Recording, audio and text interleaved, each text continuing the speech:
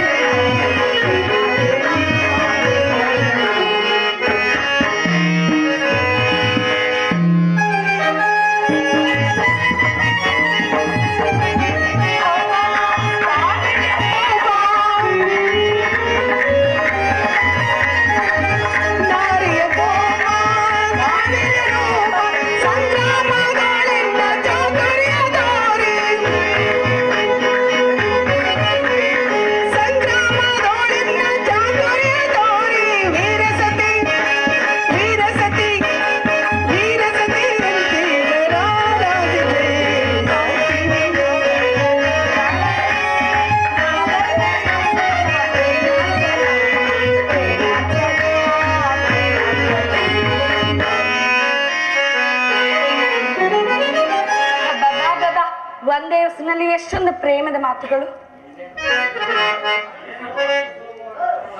ಅಷ್ಟು ಸುಲಭವಾಗಿ ಯುದ್ಧ ಮಾಡಲು ಹಬ್ಬದ ಊಟವಲ್ಲ, ಮದುವೆಯ ಸಂಭ್ರಮವಲ್ಲ. ಅವನೆಯರು ನೀವು, ನಿಮಗೇಕೆ ಯುದ್ಧದ ಯೋಚನೆ? ಸ್ವಾಮಿ, ನಾನು ಮುಂದಕ್ಕೆ ಹೋಗಿದ್ದೇನೆ, ನೀವು ಮತ್ತೆ ಹಿಂದೆಯಿಂದ ಬರುತ್ತಿದ್ದೀರಲ್ಲ. ಏನು ಮಾಡಲು ಪ್ರೇಯಸಿ?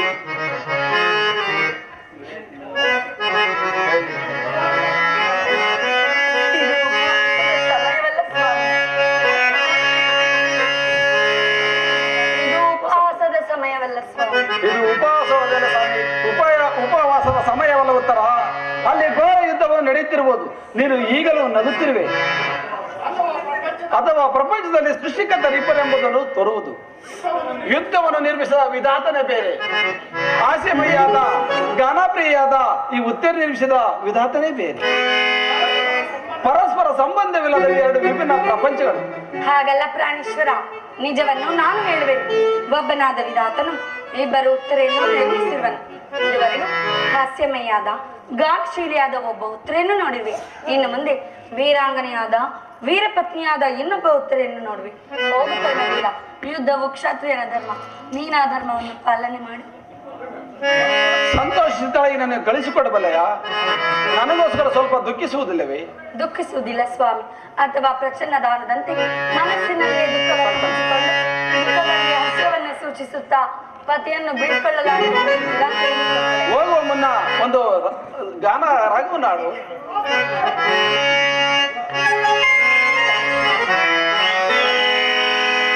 ವಸಂತನ ನಮಗೆ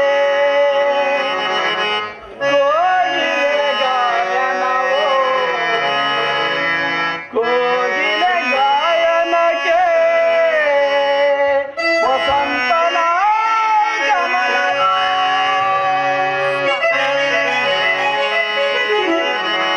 ನೀನೇ ವಸಂತ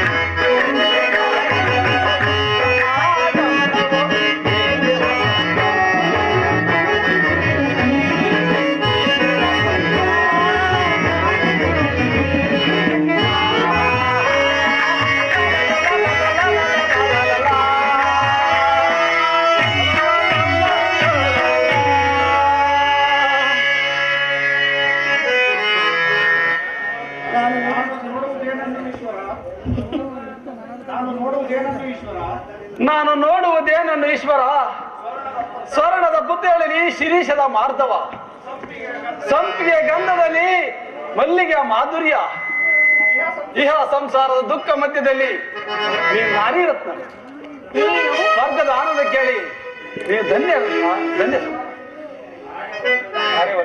ಆರ್ಯವರ್ತನ ನೀನು ನಾರಿ ರತ್ನ. ನೀನು ಕ್ಷತ್ರಿಯ ರತ್ನ ಸ್ವಾಮಿ. ಯುದ್ಧವು ನಿಮ್ಮ ಕೀರ್ತಿ, ಗೌರವ, ಸಂಪತ್ತು. ಆದರೆ ನಿನಗೆ ಅವ ಗೌರವಗಳಿಲ್ಲ ಉತ್ತರ.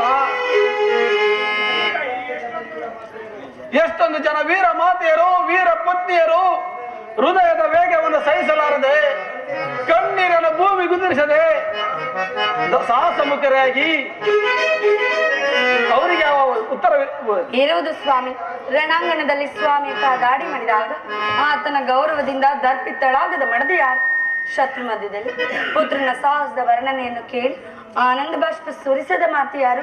ಪುರುಷನ ಗೌರವವೇ ನಾರಿಯ ಗೌರವ, ಅದೇ ಜೀವನದ ಸರ್ವಸ್ವ ದೇವ. ಹಾಗಾದರೆ ಈ ಕುರುಕ್ಷೇತ್ರ ರಣರಂಗದಲ್ಲಿ ನಾನು ಪ್ರಾಣ ತಾಯಿ ಮಾಡಿದರೆ ನನಗೋಸ್ಕರ ಅಳುವುದಿಲ್ಲವೇ? ಹೇಳು ಪ್ರೇಯಸಿ, ಹೇಳು. ಅಳುವುದಿಲ್ಲ ಸ್ವಾಮಿ. ನಿಮ್ಮ ಆಜ್ಞೆಗೆ ಮೀರಿ ಕಣ್ಣಾರೆ ಒಂದು ತೊಟ್ಟು ಕಂಬನಿ ಈ ಭೂಮಿಗೆ ಬಿದ್ದರೂ ಕೈಯಾರೆ ನನ್ನ ಕಣ್ಣುಗಳನ್ನು ಕಿತ್ತು ನಿಮ್ಮ ಚರಣದಲ್ಲಿ ಅರ್ಪಿಸಿದೆ. ಉತ್ತರೆಯು ವೀರಸತಿ, ಪತಿ ಆಜ್ಞೆಯು ಆಕೆಗೆ ದೇವರ ಆಜ್ಞೆಯಂತೆ. ನಾನು ಆ ಆಜ್ಞೆಯನ್ನು ಪಾಲನೆ ಮಾಡುವೆ ದೇವ. ಇನ್ನು ನನಗೆ ಆಜ್ಞೆಯನ್ನು ಕೊಡು. ನೀನು ಹಾಕಿದ ಈ ವಿಜಯಮಾಲಿಂದ ಭೂಷಿತನಾಗಿ ರಣರಂಗದಲ್ಲಿ ಬೆಳಗ್ಗೆ ಬರು. ನನಗಿನ್ನು ಅಪಜಯವಿಲ್ಲ, ನನಗಿನ್ನು ಅಪಜಯವಿಲ್ಲ. ಕುಮಾರ, ಕುರುಕ್ಷೇತ್ರದ ಧರ್ಮ ಯುದ್ಧದಲ್ಲಿ ನಿನ್ನಂಥ ಕ್ಷತ್ರಿಯ ವೀರನಿಗೆ ತ್ರಿಕಾಲದಲ್ಲಿಯೂ ಅಪಜಯವಿಲ್ಲವೋ ಕಂದ? ತಾಯಿ, ತಾಯಿ, ನಿನ್ನ ಆಶೀರ್ವಾದ ಸರ್ವದಾ ನನ್ನನ್ನು ರಕ್ಷಿಸಲಿ. ನನ್ನ ಯುದ್ಧಕ್ಕೆ ಅನುಮತಿಯನ್ನು ಕೊಡು. ಕುಮಾರ, ಈ ದಿನ ದ್ರೋಣರ ಚಕ್ರ ವ್ಯೂಹವನ್ನು ಭೇದಿಸುವುದಾಗಿ ಪ್ರತಿಜ್ಞೆಯನ್ನು ಮಾಡಿರುವಂತೆ ನಿಜವೇ ಕಂದ? ಹೌದು ತಾಯಿ. ಇಂದು ನಾನು ಸುಭದ್ರೆಯ ವೀರ ಮಾತೆ ಎಂಬುದು ಜಗತ್ತಿಗೆ ತೋರಿಸುವೆನು. ಇಂದಿನ ನನ್ನ ಅಸಮ ಸಾಹಸದಿಂದ ದ್ರೋಣರ ಚಕ್ರ ವ್ಯೂಹವನ್ನು ಆಟದ ಮಣ್ಣಿನ ಗೋಡೆಯಿಂದೇ ಬೇಯಿಸುವೆನು. ಕುಮಾರ, ನನ್ನನ್ನು ಅರಸುತ್ತಾಯೇ, ನನ್ನನ್ನು ಅರಸು. ಪಾಂಡನನ್ನರ ಆಶೀರ್ವಾದ, ಶ್ರೀಕೃಷ್ಣ ಪರಮಾತ್ಮ ಮಹಿಮೆ, ಈ ಉತ್ತರೆಯ ಸೌಭಾಗ್ಯ, ನಿನ್ನ ತಂದೆಯ ಶೌರ್ಯ ನಿನ್ನನ್ನು ಎಡೆಬಿಡದೆ ರಕ್ಷಿಸಲಿ. ಕೀರ್ತಿಶಾಲಿಯಾಗಿ ಬಾ ಕುಮಾರ.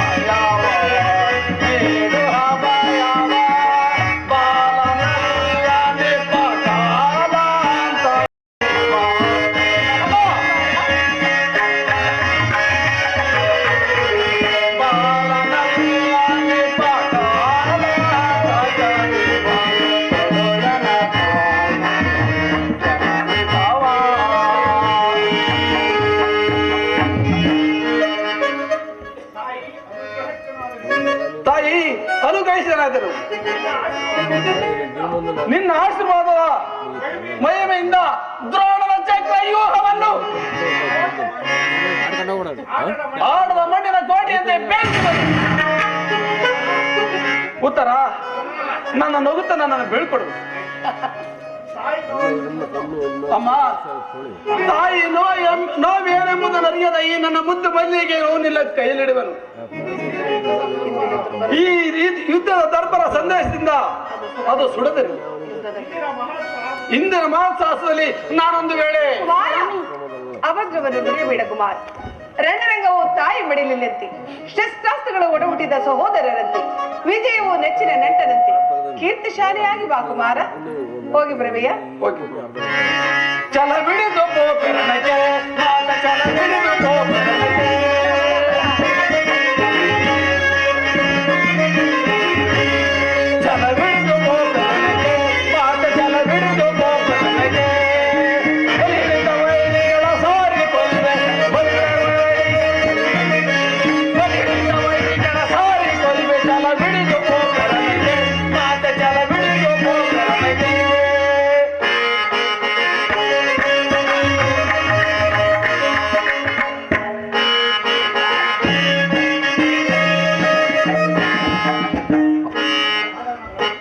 ಕನ್ಯೆ.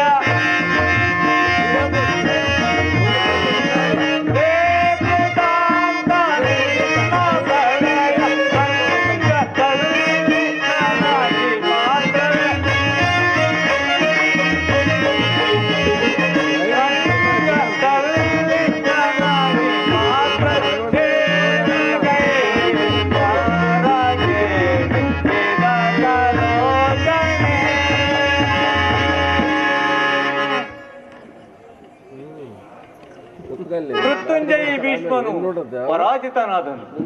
ಜರಾಜೀರ್ಣನಾದ ದ್ರೋಣನೀಗ ಸೇನಾಧಿಪತಿ. ಈ ರಣಯಜ್ಞದ ಹತ್ಯಕಂಡವು ಇಂದು ದ್ರೋಣನ ಬೆನ್ನು ಬಿದ್ದಿರುವುದು. ಹಿಂಸೆಯ ಅಧಿಕಾರ ಮುಕ್ಕೂಟದ ಭಾರದಿಂದ ದ್ರೋಣನಿಂದು ತಲೆಯ ಬಾಗಿರು. ಹೇ ಕೃತಾಂತ, ನಿನ್ನ ಪ್ರಳಯ ರಂಗದಲ್ಲಿ ನನಗಿಂತಹ ಪಾತ್ರವನ್ನು ಕೊಟ್ಟೆ ಏಕೆ? ನನ್ನಿಂದ ಅಸ್ತ್ರವಿದ್ಯೆಯನ್ನು ಕಲಿತ ಕುರು ಪಾಂಡವರೀಗ ರಣೋನ್ಮತ್ತರಾಗಿ ಒಬ್ಬರನ್ನೊಬ್ಬರು ವಧೆ ಮಾಡುತ್ತಾ ನಿನ್ನ ಅಂಧಕಾರಪೂರ್ಯ ಸಾಂದ್ರತೆಯನ್ನು ಹೆಚ್ಚಿಸಿರುವುದು. ಮತ್ತು ನಾನು ನಾನ್ಗೇಡಿಯಂತೆ ಯುಕ್ತ ವಿವೇಚನೆಯನ್ನು ತೊರೆದು ಈ ಭಯಂಕರ ನರಮೇಧದಲ್ಲಿ ದೀಕ್ಷಿತನಾಗಿರುವೆನು.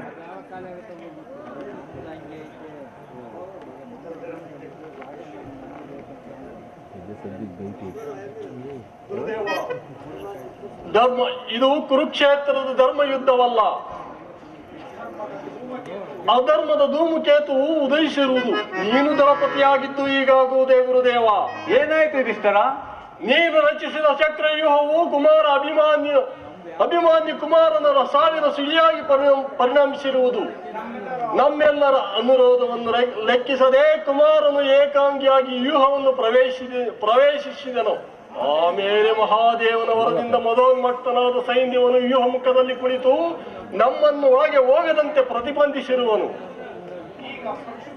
ಈಗ ಪ್ರಕ್ಷುಬ್ಧವಾದ ಕೌರವರ ಸೈನ್ಯದ ಮಧ್ಯದಲ್ಲಿ ಕುಮಾರನು ಏಕಾಂಗಿ. ನಾವಾರು ಅವನ ರಕ್ಷಣೆಗಾಗಿ ಹೋಗಲಾರದವರಾಗಿರುವ ಗುರುದೇವ. ಅರ್ಜುನನಲ್ಲಿ ಅರ್ಜುನನು ಸಂಸಕ್ತಕರನ್ನೇ ಹೋರಾಡುತ್ತಿರುವನು. ಅವರಿನ್ನು ಹಿಂದಿರುಗುವ ಸಂಭವವಿಲ್ಲ ಗುರುದೇವ. ಇದು ಧರ್ಮಯುದ್ಧವಲ್ಲ, ಇದಕ್ಕೊಂದು ಪ್ರತೀಕಾರವನ್ನು ಚಿಂತಿಸು ಗುರುದೇವ.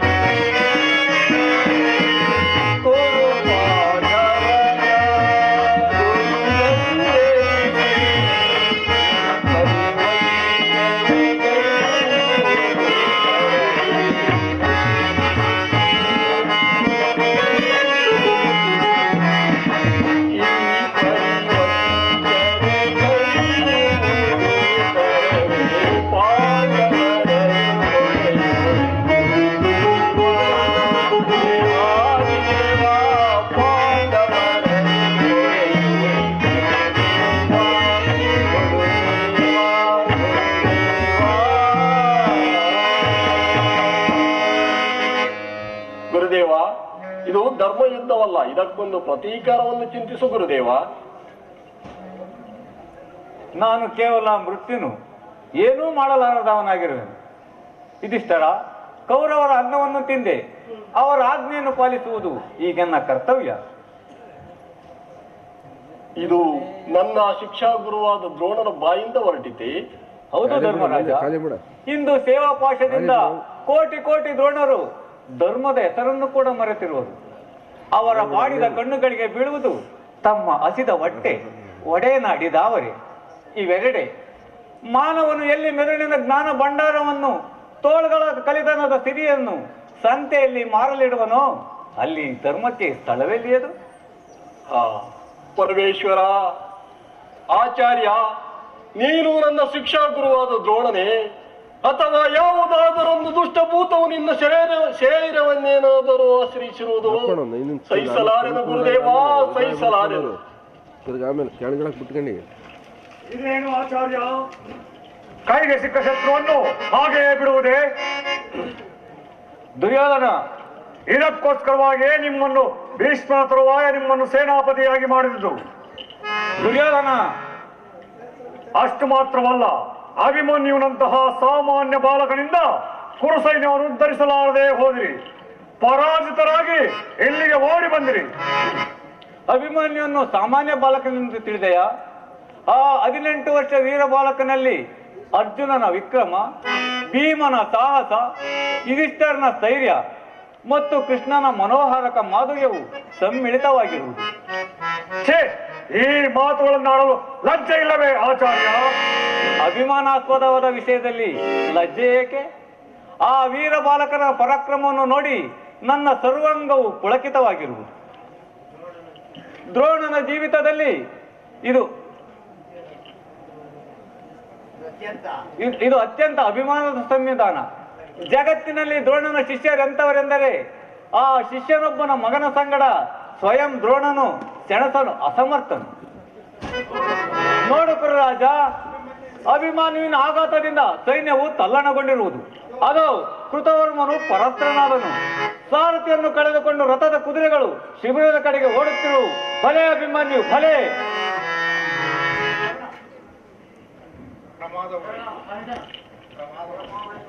ಪ್ರಮೋದವಾಯ್ತು ಆಚಾರ್ಯ. ಕರ್ಣನ ವಧೆ, ಅಭಿಮನ್ಯುವಿನ ವಧೆ ಹೊರತು ಈ ಕುರು ಸೈನ್ಯಕ್ಕೆ ವಿಸ್ತಾರವಿಲ್ಲ. ಅದನ್ನು ಬಲ್ಲೆ, ಆದರೆ ಏನು ಮಾಡುವುದು ಕರ್ಣ?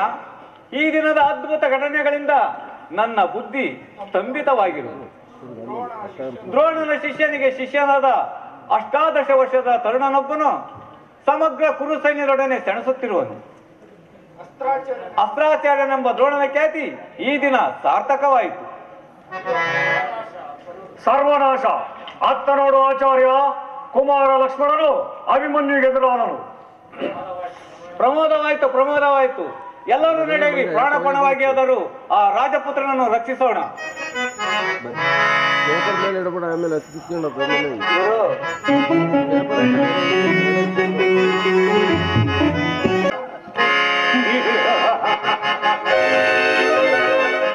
ಇನ್ನು ನನ್ನ ಪ್ರತಿಶೋಧದ ದಾವಾಗ್ನಿ ಹತ್ತಿ ಉರಿಯಲಾರಂಭಿಸಿದೆ. ದುರ್ಯೋಧನನ ಪುತ್ರ ಶೋಕದಿಂದ ಹಂಬಲಿಸುವನು. ಆನಂದ ಶಕುನಿಗೀಗ ಪರಮಾನಂದ.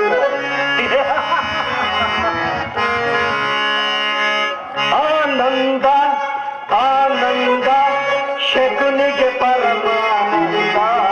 ಈ ಕುರುಕ್ಷೇತ್ರದಿಂದ ಶಕುನಿಗೆ ಪರಮಾನಂದ. ಈ ಕುರುಕ್ಷೇತ್ರದಿಂದ ಆನಂದ ಶಕುನಿಗೆ ಪರಮಾನಂದ. ಈ ಕುರುಕ್ಷೇತ್ರ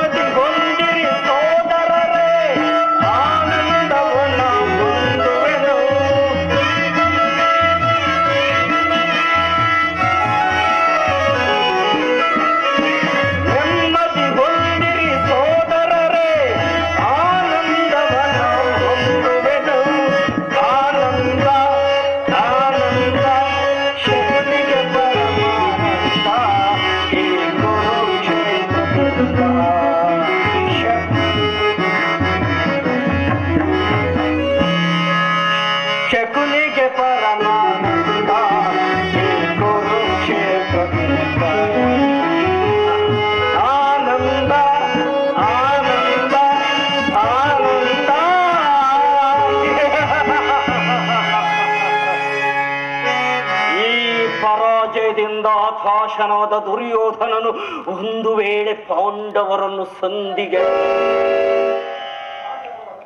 ಪಾಂಡವರು ಅದಕ್ಕೆ ಒಪ್ಪಿದರೆ ಇಲ್ಲ, ಒಪ್ಪಕೂಡದು, ಹೋಗೆಂದಿಗೂ ಆಗಕೂಡದು. ಈ ಶಕುನಿಯ ಪ್ರತಿಜ್ಞೆಯು ಎಂದಿಗೂ ಭಂಗವಾಗುವುದಿಲ್ಲ. ಇದಕ್ಕೊಂದು ತಂತ್ರವನ್ನ ಹೂಡುವುದು. ಇದುವರೆಗೂ ಯಾರು ಕಂಡು ಕೇಳದಂತ ದುಸ್ಸಹ ಅತ್ಯಾಚಾರವೊಂದು ಆರ್ಯಾವರ್ತದಲ್ಲಿ ನಡೆಯುವಂತೆ ಮಾಡುವುದು. ಆ ನೆನಪಿನಿಂದ ದಗ್ಧರಾದ ಪಾಂಡವರು ಸಮಗ್ರ ಪೃಥ್ವಿಯ ಅಧಿಪತ್ಯದ ಸಲುವಾಗಿಯೂ ಸಂಧಿಗೊಡಂಬಡುವುದಿಲ್ಲ. ಕ್ಷಮಿಸು ಅಭಿಮನ್ಯು, ಈ ದಿನದ ಧರ್ಮ ಯುದ್ಧದಲ್ಲಿ ನೀನು ಮೃತನಾಗುವೆ. ಏಕೆಂದರೆ ಇಡೀ ಕುರುಕುಲವನ್ನೇ ಸಮೂಲವಾಗಿ ನಾಶ ಮಾಡಬಲ್ಲ ದುಸ್ಸಹ ದ್ವೇಷಾಗ್ನಿಯು ಅರ್ಜುನನ ಹೃದಯದಲ್ಲಿ ಪ್ರಜ್ವಲಿತವಾಗಲು ನಿನ್ನ ಮರಣವು ಅಗತ್ಯ.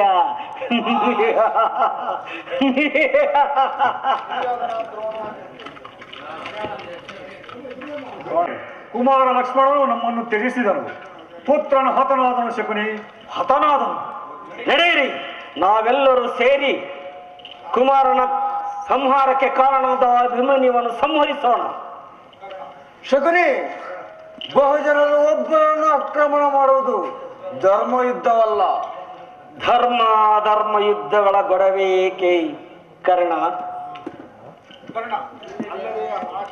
ಅಲ್ಲದೆ ಆಚಾರ್ಯ ದ್ರೋಣರು ಅಂತಹ ಯುದ್ಧಕ್ಕೆ ಸಮ್ಮತಿಸುವುದಿಲ್ಲ. ಕುರುರಾಜ, ಏಕೆ ಸಮ್ಮತಿಸುವುದಿಲ್ಲ? ಧರ್ಮದ ನೆವದಿಂದ ಒಬ್ಬ ಬಾಲಕನ ಹೃದಯ ವಧೆಗಾಗಿ ಹಿಂಜರಿಯುವ ಮೃದು ಹೃದಯದ ಬ್ರಾಹ್ಮಣನು ಈ ಮಹಾಯುದ್ಧದ ಸೇನಾಧಿಪತ್ಯವನ್ನು ನಿರ್ವಹಿಸಲು ಸಾಧ್ಯವೇ? ಯುದ್ಧ ಕ್ಷೇತ್ರವು ಧರ್ಮ ಸೂಕ್ಷ್ಮಗಳನ್ನು ವಿವೇಚಿಸುವ ವಿದ್ವತ್ ಸಭೆಯಲ್ಲ. ಅಗ್ನಿವೃಷ್ಟಿಯನ್ನು ಸುರಿಸುವ ಪರ್ವತದಡಿಯಲ್ಲಿ ತಂಗಾಳಿಗೆ ಸ್ಥಾನವಿಲ್ಲ. ಯುದ್ಧವು ಹಿಂಸೋನ್ಮತ್ತಳಾದ ಅಂಧ ರಾಕ್ಷಸ. ಧರ್ಮ ನೀತಿಗೆ ಮೃತ್ಯು ಸ್ವರೂಪಿಣಿ. ಅವಳಿಗೆ ಸ್ತ್ರೀ ಪುರುಷರೆಂಬ ಭೇದ ಭಾವವಿಲ್ಲ. ಬಾಲವೃದ್ಧರೆಂಬ ವಿವೇಚನೆಯಂತೂ ಮೊದಲೇ ಇಲ್ಲ. ಏನಾದರೂ ಒಂದು ಉಪಾಯ ಮಾಡಿ ಶತ್ರುವನ್ನು ವಧಿಸುವುದೇ ಯುದ್ಧದ ಸಾಮಾನ್ಯ ನೀತಿ. ಹೌದು, ಇದೇನಾಜ್ಞೆ. ನೀವೆಲ್ಲರೂ ಸೇರಿ ಅಭಿಮನ್ಯುವನ್ನು ಆಕ್ರಮಣ ಮಾಡಿರಿ. ಕೌರವೇಶ್ವರ, ಇಂದು ನಾನು ನಿನ್ನ ಸೇನಾಧಿಪತಿ, ನಿನ್ನ ಆಜ್ಞೆಯನ್ನು ಪಾಲಿಸುವೆ. ನೀವೆಲ್ಲರೂ ನನ್ನ ಸಂಗಡ ಬನ್ನಿ.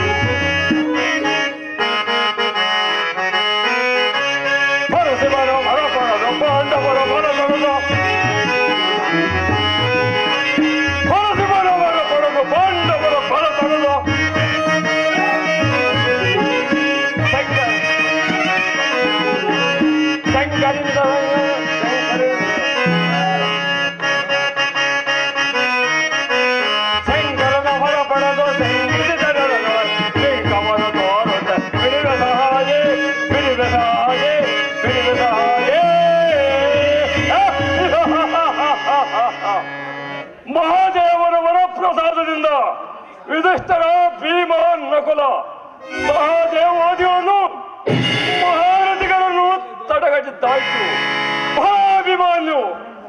ಆದರೆ ಈ ಸಾರಿ ನೀನು ಉದ್ಧಾರವಾಗುವುದಿಲ್ಲ. ಇದು ಸೈನ್ಯವನ ಕೊನೆ ಪ್ರಯತ್ನ. ಆದರೆ ಈ ಸಾರಿ ನೀನು ಉದ್ಧಾರವಾಗುವುದು. ಇದು ಸೈನ್ಯವರ ಕೊನೆ ಪ್ರಯತ್ನ. ನಮ್ಮಿಬ್ಬರಲ್ಲಿ ಒಬ್ಬರು ಮೃತರಾಗಲೇಬೇಕು.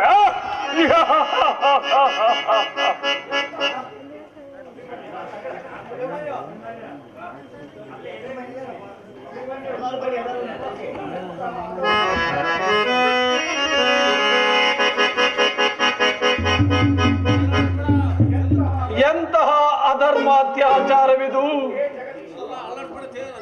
ಹೇ ಜಗದೀಶ್ವರ, ಹೇ ಧರ್ಮ ಸ್ವರೂಪ, ನೀನಿದಕ್ಕೆ ಸಾಕ್ಷಿ. ಕೌರವರ ಅನ್ನದಿಂದ ಪರಿಪುಷ್ಟದ ಕಾಪುರುಷರೇ, ಎರಡು ಇಡೀ ಕದನದ ಸಲುವಾಗಿ ಧರ್ಮ ನೀತಿ ಮನುಷ್ಯತ್ವಕ್ಕೆ ತಿಲಾಂಜನೆ ಕೊಟ್ಟಿರ. ನನ್ನ ರಥವು ಭಂಗವಾಯಿತು, ಧನಸ್ಸು ಮುರಿಯಿತು, ಬತ್ತಳಿಕೆಯು ಬರಿದಾಗಿದೆ. ಈ ಚಕ್ರದ ಹೊರತಾಗಿ ಕೈಯಲ್ಲಿ ಮತ್ತಾವ ಆಯುಧಗಳಿಲ್ಲ. ಇಂತಹ ನನ್ನನ್ನು ನೀವೇಳು ಜನ ಮಹಾರಥಿಕರು, ವೀರಾದಿ ವೀರರು ಏಕಕಾಲದಲ್ಲಿ ಆಕ್ರಮಣ ಧಿಕ್ಕಾರವಿರಲಿ ಮಹರ್ತನೆಗೆ. ಅಂತಹ ನೃಶಂಸತೆಯು ಕೌರವರ ವೀರರಿಗೊಪ್ಪದು. ನೀವು ವೀರರಲ್ಲ, ನೀವು ವೀರರಲ್ಲ, ಗುರು ಸೈನ್ಯದ ಕಳಂಕ ಸ್ವರೂಪರು ನೀವು. ಶಕ್ತಿಯ ಧರ್ಮದ ಅಭಿಶಾಪ. ಒಬ್ಬೊಬ್ಬರಾಗಿ ಬಂದಿರಿ. ಅಭಿಮಾನ್ಯು ನಿರಾಯುಧನಾದರೂ ಹೇಳಿಯಲ್ಲ, ನಿರಾಯುಧನಾದರೂ ಹೇಳಿಯಲ್ಲ. ಆದರೆ ಅಮಾನುಷ ಅತ್ಯಾಚಾರವೇಕೆ?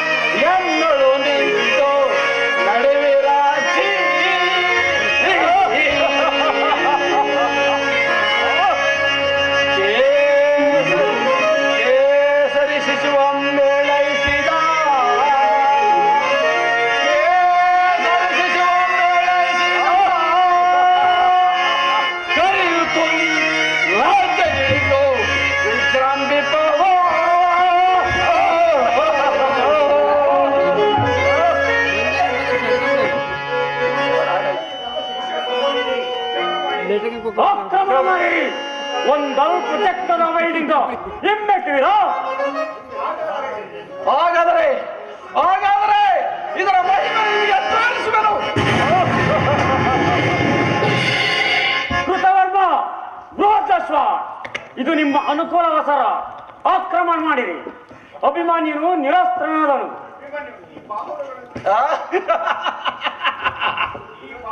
ಈ ಬಾಹುಗಳಲ್ಲಿ ಶಕ್ತಿ ಇರುವವರಿಗೆ ಅಭಿಮಾನಿ ಎಂದು ಹೇಳಿಯಲ್ಲ. ನಿರಸ್ತ್ರನಾಗುವುದಿಲ್ಲ.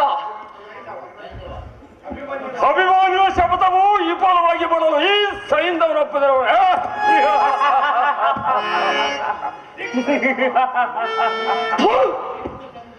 ಸೈಂಧವ, ನಿನ್ನ ಈ ವೀರೋಚಿತವಾದ ಯುದ್ಧವನ್ನು ಕಟುಕನ ಹಿಂಸಾಕ್ರಿಯೆಯಿಂದ ಹೀನವಾಗಿ ಮಾಡಿದೆ.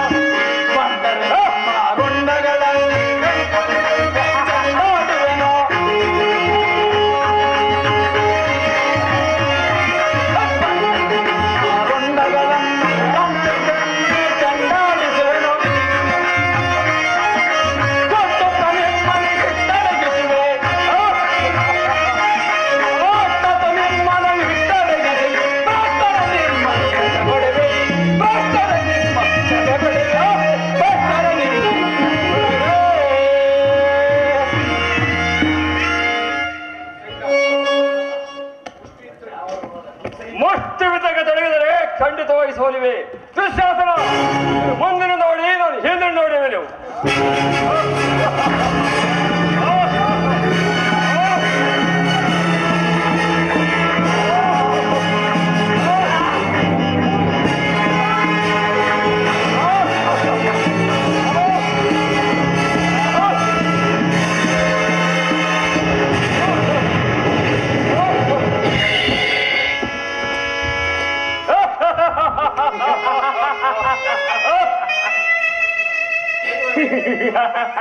ದೈವವೇ, ನೀನು ನನ್ನಲ್ಲಿ ದೈವಕನದಿಯಾ?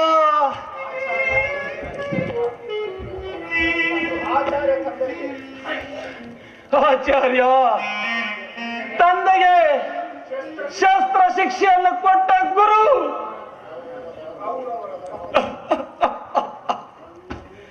ಕೌರವರ ದಳಪತಿ ಬ್ರಾಹ್ಮಣರ ತಿಲಕ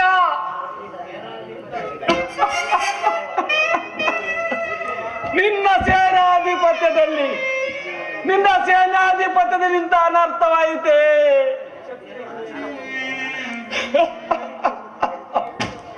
ಕ್ಷತ್ರಿಯೋಚಿತವಾದ ಆಶೋತ್ತರಗಳಿಂದ ವಂಚಿತನಾಗಿ ಈ ನವತಾರುಣ್ಯದಲ್ಲಿ ಈ ಅಧರ್ಮ ಯುದ್ಧದಲ್ಲಿ ಪರಾಜಯ ಹೊಂದಿ ಪ್ರಾಣ ತ್ಯಾಗ ಮಾಡಲು ದುಃಖಿಸುತ್ತಿಲ್ಲ. ಆದರೆ ಅಮಾನುಷ ಅತ್ಯಾಚಾರ ಬೇಕೆ? ದೇವ, ಸೈಂಧವ, ದ್ರೋಣಾಚಾರ್ಯ, ಕರ್ಣ, ನೀವೆಲ್ಲರೂ ನನ್ನನ್ನು ಸೇರಿ ತಲೆಗೆ ಆಘಾತ ಉಂಟು ಮಾಡಿದರೆ ದೇವ, ನನ್ನ ಹೃದಯ ಏಕೆ ಕಂಪಿಸುವುದು ಈಶ್ವರ, ಕಂಪಿಸುವುದು.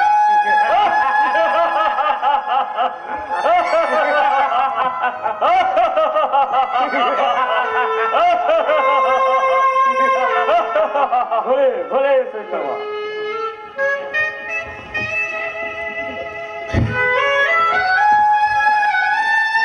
ಅಣ್ಣ, ನನ್ನ ಕುಮಾರನಲ್ಲಿ ಕುಮಾರ, ಅಯ್ಯೋ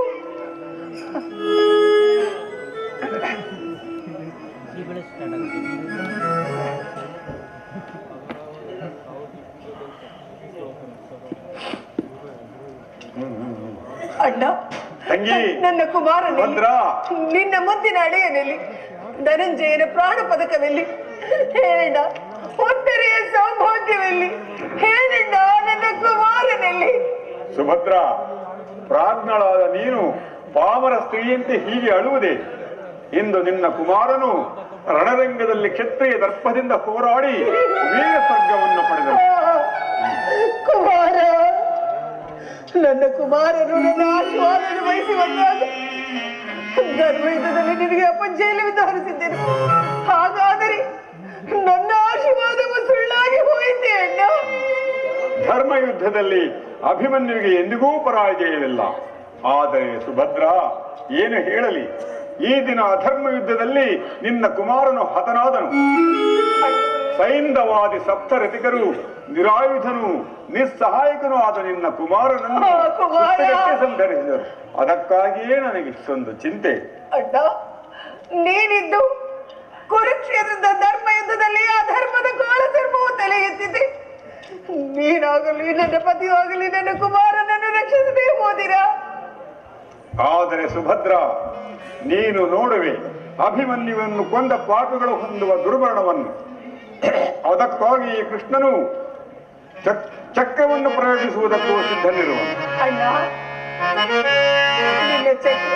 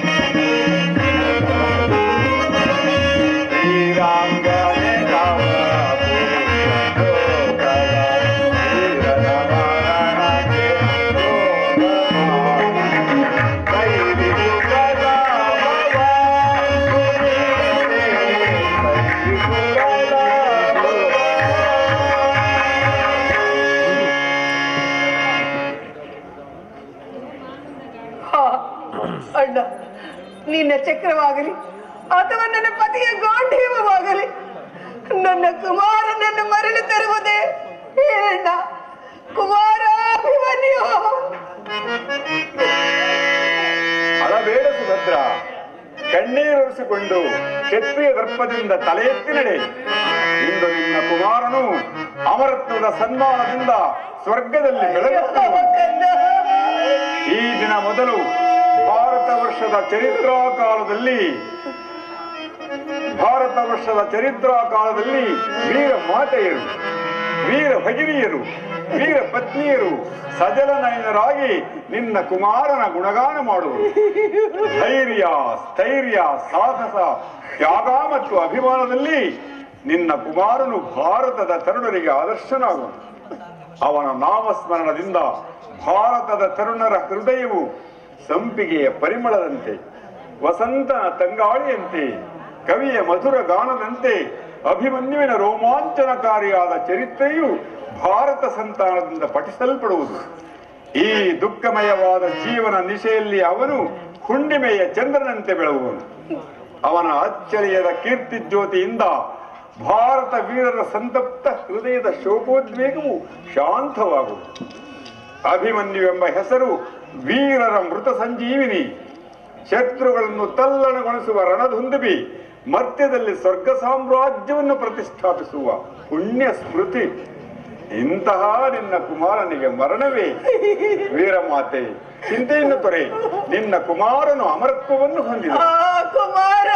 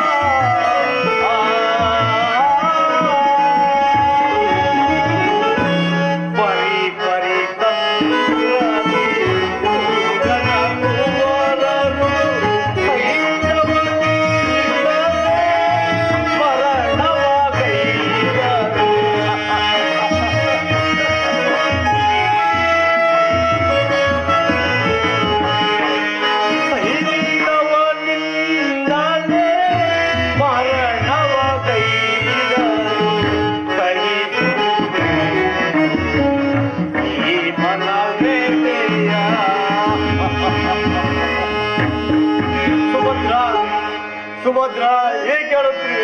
ಹೋದನು ನಮ್ಮ ವೀರ ಅಭಿಮನ್ಯು, ಹೋದನು ವೀರ ಸ್ವರ್ಗವನ್ನು ಕುಮಾರ ಕಂದ, ನಮ್ಮನ್ನು ತ್ಯಜಿಸಿ ವೀರ ಸ್ವರ್ಗವನ್ನು ಸೇರಿದನು ಸುಭದ್ರ. ಮಾಧವ, ಯಾವ ಪಾಪಕ್ಕಾಗಿ ನಮಗೆ ಈ ಶಿಕ್ಷೆಯನ್ನು ಕೊಟ್ಟೆ? ಪ್ರಾಣೇಶ್ವರಿ, ನಿನ್ನೊಂದಿಗೆ ನಾನೂ ಅಳುವೆನು. ನಮ್ಮ ರೋದನದ ಆಹಾಕಾರದಿಂದ ಜಗತ್ತಿನ ಸೃಷ್ಟಿಯೂ ದ್ರವಿಸುವಂತೆ ಮಾಡೋಣ. ನಿನ್ನ ವೀರಪುತ್ರನು, ನನ್ನ ಏಕಮಾತ್ರ ಅಭಿಮನ್ಯುವು ಇಂದಿನ ಅಧರ್ಮ ಯುದ್ಧದಲ್ಲಿ ಹತನಾದನು. ದೌರ್ಭಾಗ್ಯನಾದ ನಾನೇ ಅವರ ರಕ್ಷಣೆಗಾಗಿ ಕಿರುಬೆರಳೆತ್ತಲು ಶಕ್ತನಾಗಲಿಲ್ಲ. ಹೇ ಪರಮೇಶ್ವರ, ನನ್ನ ಗಾಂಡೀವದ ಕೌಶಲವು ಇಂದೇನಾಯಿತು? ನನ್ನ ಯಾವ ಪಾಪಕ್ಕಾಗಿ ಸೈಂಧವನಿಗಿಂತಹ ವರವನ್ನು ಕೊಟ್ಟೆ? ಅರ್ಜುನ, ನೀನು ವೀರ ಶಿಖಾಮಣಿ, ದುಃಖಿಸಬೇಡ. ಮಾನವನು ಇಷ್ಟೊಂದು ದುಃಖವನ್ನು ಸಹಿಸುವುದು ಹೇಗೆ ವಾಸುದೇವ? ಹೃದಯದಲ್ಲಿ ಹಿಮರಾಶಿ, ಕಣ್ಣುಗಳನ್ನು ಮರುಭೂಮಿಯಂತೆ ನಿರ್ಜಲ ಮಾಡಿ ಹೃದಯದಲ್ಲಿ ಹಿಮರಾಶಿಯನ್ನು ತುಂಬಿ ದುಃಖವನ್ನು ಅಡಗಿಸಿಟ್ಟರೂ ಅದು ಒಂದೊಂದು ನಿಟ್ಟುಸಿದಲ್ಲಿಯೂ ಆನಂದ ಆಸ್ಫೋಟವನ್ನು ಬೀರುವುದು. ನೋಡು ನೋಡು ಆ ದುಃಖವಂತ ಮೂರ್ತಿಯನ್ನು, ಸ್ವಂತ ಮೂರ್ತಿಯನ್ನು ನೋಡು. ಅನಿಮಿಷ ದೃಷ್ಟಿಯಿಂದ ಆಕಾಶದಲ್ಲಿ ನೋಡುತ್ತಾ ಸ್ಮಶಾನದಲ್ಲಿ ದಗ್ಧ ಛಾಯೆಯನ್ನು ಬೀರುತ್ತಿರುವ ಆ ಕರುಣಾಮಯಿ ಬಾಲಕಿಯನ್ನು ನೋಡುವ ದೇವ, ನೋಡು. ಪ್ರಾಣೇಶ್ವರ, ಸ್ವರ್ಗದ ಉಚ್ಚಾಸನದಲ್ಲಿ ಕುಳಿತು ಏವೈಕದ ಕಣ್ಣುಗಳಿಂದ ನನ್ನನ್ನು ನೋಡುತ್ತಿರುವೆಯ? ಇದೋ ನೋಡು ಸ್ವಾಮಿ, ನಾನು ಅಳುತ್ತಿಲ್ಲ. ಸೂರ್ಯಕಾಂತಿಯ ಹೂವಿನಂತೆ ಹೊತ್ತರೆಯು ನಿನ್ನ ಕಡೆಯೇ ಮುಖವನ್ನು ತಿರುಗಿಸಿರುವಳು. ಇದು ಬಂದೆ ಸಹಿಸು ಮಗಳೇ, ಸಹಿಸು.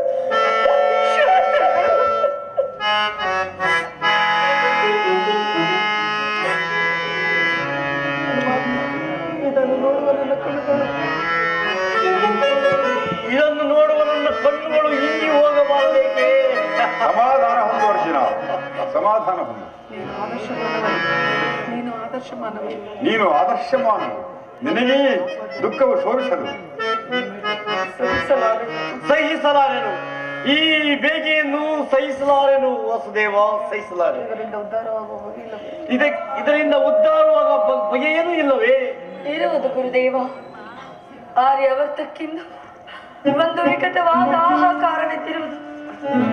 ಭಾರತ ವರ್ಷದಲ್ಲಿ ಒಂದು ವಿಕಟವಾದ ಆಹಾಕಾರವಿದ್ದಿರುವುದು. ನೀನದನ್ನು ಸುಳ್ಳಾಗಿ ಮಾಡು. ಮಗನಿಗಾಗಿ ಅಳುವುದು ತಂದೆಗೆ ಸಹಜ, ಅದರಂತೆಯೇ ನೀನು ಅಳುತ್ತಿರುವೆ. ಆದರೆ ಈ ರೋದನದಿಂದ ನನ್ನ ವೀರಮೂರ್ತಿಯನ್ನು ಹಿಂದಿರುಗಿಸಲು ಯಾರಿಗೆ ಸಾಧ್ಯ? ಕ್ಷತ್ರಿಯ ವೀರ ಹೇಳು ತಂದೆ, ಕ್ಷತ್ರಿಯೋಚಿತವಾದ ಕಾರ್ಯದಲ್ಲಿ ಪಾದಾರ್ಪಣೆ ಮಾಡು. ಕುರುಕ್ಷೇತ್ರದ ಧರ್ಮ ಯುದ್ಧದಲ್ಲಿ ನನ್ನ ತರುಣ ವೀರನು ಹತನಾಗಿರುವನು. ನಿನ್ನ ಹಸ್ತಗಳ ಆಘಾತದಿಂದ ಅದನ್ನು ಕೇಳು. 7 ಜನ ಮಹಾರಥಿಕರು ಒಟ್ಟುಗೂಡಿ ನನ್ನ ತರುಣ ವೀರರನ್ನು ಹೇಗೆ ಸಂಹರಿಸಿದರೆಂದು ಆ ಪಾಷಾಂಡರ ಹೃದಯವು ಕಂಪಿಸಲಿ. ನಿನ್ನ ಗಾಂಡೀವ ಸುಮ್ಮನಿರುವುದೇಕೆ ತಂದೆ? ಪೂಜ್ಯ ಪಿತ ವಾಸುದೇವ, ನಿನ್ನ ಪಾಂಚಜನ್ಯವು ಸುಮ್ಮನಿರುವುದೇಕೆ? ಭರತ ವರ್ಷದಲ್ಲಿ ಆರ್ಯಾವರ್ತದಲ್ಲಿ ಕಾಳು ಸರ್ಪವು ತಲೆ ನಿಂತಿರುವುದು. ಅದನ್ನು ಸಂಪೂರ್ಣವಾಗಿ ನಾಶ ಮಾಡದು ಹೊರತು ಧರ್ಮ ಸಂಸ್ಥಾಪಕನಾದ ನಿನಗೆ ಶಾಂತಿ. ಪುತ್ರಿ, ಶಾಂತಳಾಗು, ಶಾಂತಳಾಗು. ಭಾರತ ವಂಶದ ಭವಿಷ್ಯ ಸಂತಾನವನ್ನು ಗರ್ಭದಲ್ಲಿ ಧರಿಸಿರುವೆ. ಸರಿಯಾಗಿ ಹೇಳಿದೆ ಕ್ಷತ್ರಿಯರಲ್ಲಿ. ಕೇಳಿ ಈ ಅರ್ಜುನನ ಭೀಕರ ಶಬ್ದವನ್ನು. ನನ್ನ ಮಗ ಅರ್ಜುನನ ಮರಣಕ್ಕೆ ನಾಳೆ ಸೂರ್ಯಮಂಡಲವಾಗಿ ಯಕ್ಷ ರಾಕ್ಷಸರಾದಿಯಾಗಿ ಯಾವ ಉಳಿಸಲಾರರು. ಇಂದ್ರನು ವಜ್ರಾಯುಧವನ್ನು ಅಡ್ಡವಿಟ್ಟರು. ಸ್ವಯಂ ಪಾರ್ವತೀಪತಿ ಶೂಲಪಾಣಿಯಾಗಿ ನನಗೆ ಎದುರು ನಿಂತರು. ಈ ಅರ್ಜುನನು ತಂತ್ರ ಶಬದದಿಂದ ವಿಚಲಿತನಾಗುವುದಿಲ್ಲ. ಚತುರ್ದಶ ಭುವನಗಳಲ್ಲಿ ಸಪ್ತ ಸಾಗರಗಳಲ್ಲಿ ಎಲ್ಲಿ ಅಡಗಿದ್ದರು ಆ ಸೈನ್ಯವರನ್ನು ದಳದಳದೆ ಅವರ ಹೃದಯದ ಬಿಸಿರಕ್ತದಿಂದ ನನ್ನ ಅಣದಾಹವನ್ನು ಶಾಂತ ಮಾಡುವೆನು. ಒಂದು ವೇಳೆ ಸೈನ್ಯವನ್ನು ಜೀವಿಸಿತ್ತು ಸೂರ್ಯನು ಅಸ್ತಂಗತನಾದರೆ ನಾನು ಆ ಸೂರ್ಯನ ಅಗ್ನಿಯಲ್ಲಿ ಪ್ರಾಣತ್ಯಾಗ ಮಾಡುವೆ. ಇದೆಂತ ಪ್ರತಿಜ್ಞೆ? ಪಾರ್ಥ, ಇದೆಂತಹ ಪ್ರತಿಜ್ಞೆಯನ್ನು ಮಾಡಿದೆ? ಆದರೆ ಏನು ಮಾಡುವುದು, ಪಾಪಿಗಳ ದಂಡ ವಿಧಾನವಾಗಲೇಬೇಕು. ಪೂಜ್ಯ ಪಿತ ವಾಸುದೇವ, ಅಮ್ಮ, ತಂದೆ, ಇನ್ನು ನನಗನ್ನೇನು ಕೊಡಿ. ಉತ್ತರೆಯು ಬೇರೆ ಸತಿ ತನ್ನ ಕಾಂತನ ದೇಹವನ್ನು ತೊಡೆಯ ಮೇಲಿಟ್ಟುಕೊಂಡು ದೇಹ ತ್ಯಾಗ ಮಾಡುವೆ. ಶಾಂತಳಾಗು. ಭಾರತ ವಂಶದ ಭವಿಷ್ಯ ಸಂತಾನವನ್ನು ಗರ್ಭದಲ್ಲಿ ಧರಿಸಿರುವೆ. ಗರ್ಭವತಿಯ ಚಿತೆಯನ್ನೇರುವುದು ಧರ್ಮ ನಿಷಿದ್ಧ. ಹಾಗಾದರೆ ನನ್ನ ಗತಿಯೇನು ದೇವ? ಪುತ್ರಿ, ಇಹಲೋಕದಲ್ಲಿ ನಿನ್ನ ಕರ್ತವ್ಯಗಳನ್ನು ಮುಗಿಸಿಕೊಂಡು ಪುನಃ ನಿನ್ನ ಪತಿಯ ಸಾಯುಜ್ಯವನ್ನು ಹೊಂದುವೆ. ಅಲ್ಲಿಯವರೆಗೂ ನಿನ್ನ ಪತಿಯು ಚಂದ್ರಲೋಕದಲ್ಲಿ ನಿನ್ನ ಆಗಮನವನ್ನು ನಿರೀಕ್ಷಿಸುತ್ತಿರುವ. ಎಲ್ಲಿ ನನ್ನ ಪತಿಯು? ಅದೋ ನೋಡು ಅಲ್ಲಿ. ಸ್ವಾಮಿ,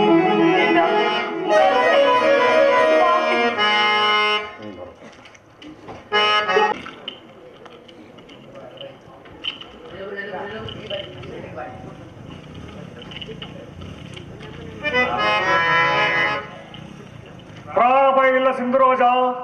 ಆಚಾರ್ಯನಿಂದ ನಿರ್ಮಿತವಾದ ಚಕ್ರವ್ಯೂಹದ ಮಧ್ಯದಲ್ಲಿ ನೀನು ಸುರಕ್ಷಿತನಾಗಿರುವೆ. ಎಂತಹ ವ್ಯೂಹವಿದು! 10 ಹರದಾರಿಯ ಸುತ್ತಲೂ ಸೈನ್ಯವಿದು. ಇದು ಅರ್ಜುನನಿಗೆ ಮಾತ್ರವಲ್ಲ, ಸ್ವಯಂ ಮೃತ್ಯುವಿಗೂ ದುರ್ಭೇದ್ಯ. ಆದರೆ ಶಿರಚ್ಛೇದನ, ಸೂರ್ಯಾಸ್ತದೊಳಗೆಯೂ ನನ್ನನ್ನು ಒದಿಸುವುದಾಗಿಯೂ ಅರ್ಜುನನ ಪ್ರತಿಜ್ಞೆ. ಅವನ ಪ್ರತಿಜ್ಞೆಯೂ ಇದುವರೆಗೂ ಭಂಗವಾಗಿಲ್ಲ. ತನ್ನ ಪ್ರಾಣವನ್ನಾದರೂ ಕೊಟ್ಟು ರಕ್ಷಿಸುವುದಾಗಿ ಆಚಾರ್ಯರು ಅಭಯ ಕೊಟ್ಟಿರುವರು. ಈ ದುರ್ಭೇದ್ಯವಾದ ರಕ್ಷಾ ಕವಚವನ್ನು ತೊಟ್ಟು ನಾನು ನಿನ್ನ ಬೆಂಗಾವಲಾಗಿರುವೆನು. ಸ್ವಲ್ಪವೂ ಭಯವಿಲ್ಲ ಸೈಂಧವ.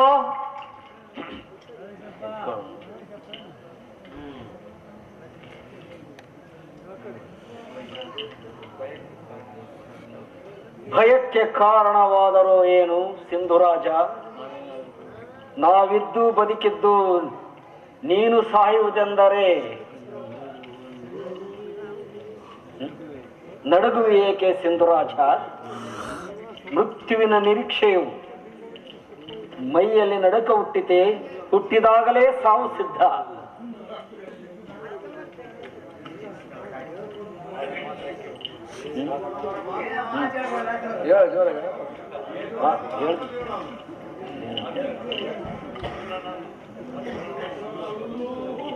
ಅರ್ಜುನ ನನ್ನನ್ನು ಕೊಲ್ಲುವುದು ಖಂಡಿತವ. ನೀವೆಷ್ಟು ಜನರಿರುವಿರಿ, ಯಾರು ನನ್ನನ್ನು ಉಳಿಸಲಾರೆಯ? ಉಳಿಸುವ ಅಗತ್ಯವೂ ಇಲ್ಲ. ನೋಡು, ಆಗಲೇ ಸೂರ್ಯನು ಪಶ್ಚಿಮಾದ್ರಿ ಶಿಖರವನ್ನು ಸೇರಿರುವನು. ಹಸ್ತಕನಾಗಲು ಅರ್ಧ ಗಳಿಗೆ ಮಾತ್ರ ಉಳಿದಿರುವುದು. ಅರ್ಜುನನು ವ್ಯೂಹದ ಅಂಚನ್ನೂ ಮುಟ್ಟಿಲ್ಲ. ನಿಶ್ಚಿಂತನಾಗು ಮಿತ್ರ. ನಿಮ್ಮ ಮಾತುಗಳ ಅರ್ಥ ಮೃತ್ಯು ಸಮೀಪಿಸುತ್ತಿರುವುದು, ಇಂದ್ರಗಳು ಸ್ತಂಭಿತವಾಗಿರುವು. ಇನ್ನು ರಕ್ಷಿಸು ಗುರುರಾಜ. ನಾವು ಸಮೀಪದಲ್ಲಿರುವಾಗ ಮೃತ್ಯುವು ನಿನ್ನನ್ನು ತಾಕಲಾರದು. ಇನ್ನು ಅರ್ಜುನನ ಬಾಣ ಅದರಿಂದಾಗುವುದೇನು ಸಿಂಧುರಾಜ? ನನ್ನ ಚಿರಚ್ಛೇದನ ಒಮ್ಮಿಂದೊಮ್ಮೆಲೆ ನನ್ನ ತಲೆಯಕ್ಕೆ ಚಲಿಸುತ್ತಿರುವುದಲ್ಲ. ಹಿಡೀರಿ. ಇಷ್ಟೊಂದು ಚೆನ್ನಾಗಿ ಬೆಳೆದ ದೊಡ್ಡ ದೇಹವಿರುವಾಗ ಒಂದು ತಲೆಗಾಗಿ ಚಿಂತಿಸುವುದೇ? ತಲೆ ಹೋದರೇನು, ಈ ದೇಹವನ್ನು ನಾವು ಉಳಿಸಿಕೊಳ್ಳುತ್ತೇವೆ. ಈ ಸಂಕಟದಲ್ಲಿಯೂ ಉಪಹಾಸ್ಯವೇ ಮಾವ. ಏನು ಮಾಡಲಿ ದುರ್ಯೋಧನ? ನಗುತ್ತಲೇ ಹುಟ್ಟಿದನು, ನಗುತ್ತಲೇ ಒಮ್ಮೆ ಸಾಯುವೆನು. ಕೊನೆಗೊಂದು ದಿನ ನಗುತ್ತಲೇ ಸಾಯುವೆನು.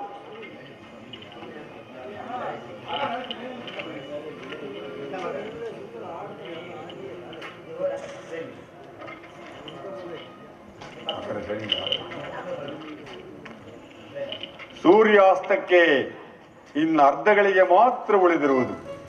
ಈ ಅಲ್ಪಾವಸರದಲ್ಲಿ ದ್ರೋಣಾಚಾರ್ಯನಿಂದ ರಕ್ಷಿಸಲ್ಪಟ್ಟ ಸೈಂಧವನ ಮಸ್ತಕವು ಭೂಮಿಗುರುಳಬೇಕು. ಇಲ್ಲವಾದರೆ ಪ್ರಾಣತ್ಯಾಗದಿಂದ ಅರ್ಜುನನು ತನ್ನ ದೇಹವನ್ನು ತ್ಯಾಗ ಮಾಡುವನು. ಅವನನ್ನು ಉಳಿಸಲು ನಾನೊಂದು ಉಪಾಯವನ್ನು ಹೂಡುವೆನು. ಜಾಗೃತವಾಗು ನನ್ನ ಯೋಗ ಮಾಯೆ. ರಾಶಿ ರಾಶಿ ಅಂಧಕಾರವನ್ನು ಪ್ರಸವಿಸು. ಕ್ಷಣಕಾಲ ಜಗತ್ತು ಕತ್ತಲೆಯಿಂದ ತುಂಬಲಿ.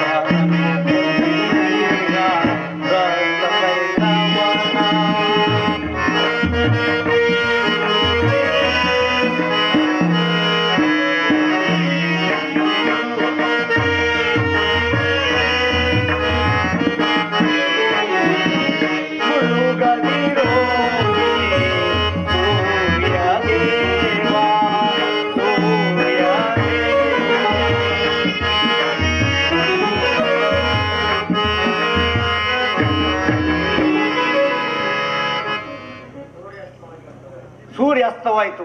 ಎಲ್ಲೆಲ್ಲಿಯೂ ಕತ್ತಲು ಕವಿಯುತ್ತಿರುವುದು. ಇದು ಜಗತ್ತಿನ ಅಂಧಕಾರವಲ್ಲ, ಧನಂಜಯನ ಅಂಧಕಾರ. ಇದು ಸೂರ್ಯನ ಯಶಸ್ಸಿನ ಅಂಧಕಾರವಲ್ಲ, ಇದು ಧನಂಜಯನ ಸೂರ್ಯನ ಸೂರ್ಯಾಸ್ತಮಾನ. ಈ ದಿನ ನನ್ನ ಪ್ರತಿಜ್ಞೆಯು ಭಂಗವಾಯಿತು. ನನ್ನ ಪುತ್ರನ ಮರಣಕ್ಕೆ ಕಾರಣವಾದ ಆ ಸೈನ್ಯವನ್ನು ಇಂದು ಜೀವಿಸಿರುವನು. ಸ್ವಯಂ ಮಹಾದೇವನೊಡನೆ ಸೆಣಸಿ ಪಾಶುಪತಾಸ್ತ್ರವನ್ನು ಪಡೆದ ಈ ಅರ್ಜುನನಿಗಿಂತಹ ಅಪಮಾನವೇ? ಇನ್ನು ನನ್ನ ಪ್ರತಿಜ್ಞೆಯಂತೆ ಅಗ್ನಿಯಲ್ಲಿ ದೇಹತ್ಯಾಗ ಮಾಡುವೆನು. ನನ್ನ ಪ್ರಿಯ ಸೋದರಿಗೆ ನನ್ನ ಮಾರುಮುಖಗಳನ್ನು ತೋರಿಸುವ ಮೊದಲೇ ಈ ತುಚ್ಛ ಜೀವನವನ್ನು ಕೊನೆಗಾಣಿಸುವೆನು. ಆದರೆ ಕೃಷ್ಣನಲ್ಲಿ ವಾಸುದೇವ, ಅಂತ್ಯಕಾಲದಲ್ಲೊಂದು ಸಾರಿ ನಿನ್ನನ್ನು ನೋಡುವ ಆಸೆ. ಎಲ್ಲಿರುವೆ ಜನಾರ್ದನ? ಚಕ್ರಪಾಣಿ ಎಲ್ಲಿರುವೆ? ಚಕ್ರಪಾಣಿ, ಏಕೆ ಈ ಸುಮ್ಮನೆ ಕತ್ತಲಲ್ಲಿ ನಿಂತಿರುವೆ? ಸ್ತಬ್ಧರಾಗಿ ನಿಂತಿರುವೆ ಏಕೆ? ವಾಸುದೇವ, ನನ್ನ ಶಪಥವು ಭಂಗಾಯಿತೆಂದು ಚಿಂತೆಯೇ? ಜಯಾಪಜಯಗಳು ಯಾರ ಅಧೀನ? ಮಾನವನ ಘಟನಾ ಶಕ್ತಿಗೆ ಅತೀತವಾದದನ್ನು ಚಿಂತಿಸಿ ಫಲವೇನು? ಬಾ ಮಿತ್ರ, ಕುರುಕ್ಷೇತ್ರದ ಅಂತರ್ದಾಹ ರಣದಾಹದಲ್ಲಿ ಅಗ್ನಿರೂಪದಿಂದ ಪ್ರಜ್ವಲಿಸಿ ಅರ್ಜುನನು ನಿನ್ನ ನಾಮಗಳನ್ನು ನಿಲ್ಲುತ್ತ ಚಿತಾಗ್ನಿಯಲ್ಲಿ.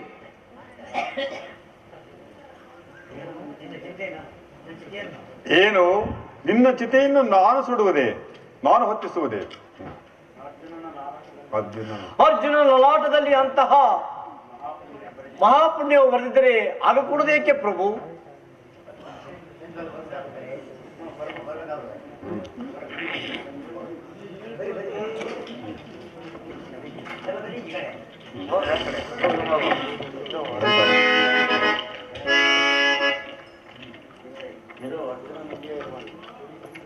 ಇದೋ ಅರ್ಜುನನು ಇಲ್ಲಿಯೇ ಇರುವನು, ಭಯವಿಲ್ಲ ಸಿಂಧುರಾಜ. ದುರ್ಯೋಧನ ಪಾರ್ಶ್ವವನ್ನು ಬಿಟ್ಟು ಮುಂದೆ ಬಾ, ನಿನ್ನ ಶಪಥವನ್ನು ಪೂರ್ಣ ಮಾಡು. ಅರ್ಜುನ, ನೀನು ವೀರನು. ಪ್ರತಿಜ್ಞೆಯಂತೆ ಅಗ್ನಿಯಲ್ಲಿ ಪ್ರಾಣತ್ಯಾಗ ಮಾಡು. 3 ಲೋಕದ ಹೊಗಳಿಕೆಗೆ ಪಾತ್ರನಾಗುವೆ. ಮರಣಕ್ಕೆ ಸಿದ್ಧನಾಗು ಧನಂಜಯ. ರಾಜನ ಸ್ಥಿತಿಯನ್ನು ಉಳಿಸುವೆ. ಅದಕ್ಕೇಕೆ ಇಷ್ಟೊಂದು ಅವಸರ? ಅರ್ಜುನನು ವೀರ ಶಿಖಾಮಣಿ, ಅವಶ್ಯಕವಾಗಿ ಪ್ರತಿಜ್ಞೆಯಂತೆ ನಡೆಯುವನು. ನಾನು ಸಹಸ್ರದಿಂದ ಅವನ ಚಿತೆಯನ್ನು ಉರಿಸುವೆನು.